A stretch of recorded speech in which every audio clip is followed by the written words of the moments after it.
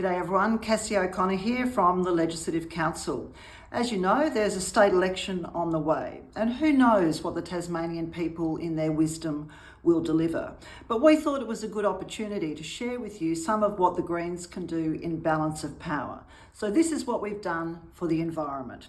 In 1989, under the Labor-Green Accord, the Tasmanian Wilderness World Heritage Area was significantly extended to include the Harts Mountain, the Walls of Jerusalem, a large part of the Central Plateau, the Eldon Range, parts of the Lower Gordon River, and several reserves along the Great Western Tiers.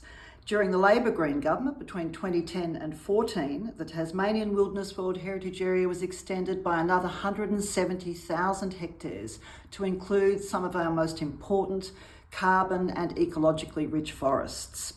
The Greens in government with Labor between 2010 and 2014 also created the space for the Tasmanian Forest Agreement, bringing conservationists and the industry around the table to talk peace.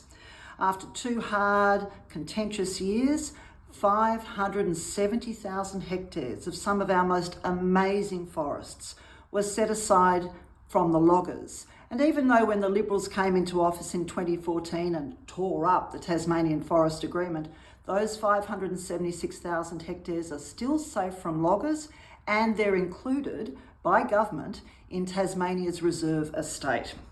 In parks, in 2010, we negotiated an extra $16 million for the Parks and Wildlife Service, helping with maintenance for our special places, but also making sure that some of our unallocated Crown lands could be formally protected in reserves.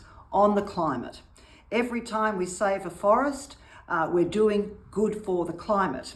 As a result of the Tasmanian Forest Agreement, Tasmania became a nation leader on climate in 2013 when we reached net zero in most part because of our forests set aside for protection. We also delivered the Forest Carbon Study, which found that across our entire reserve estate, there's around 4.5 billion tonnes of carbon stored, which represents about 97% of the carbon stored on our island.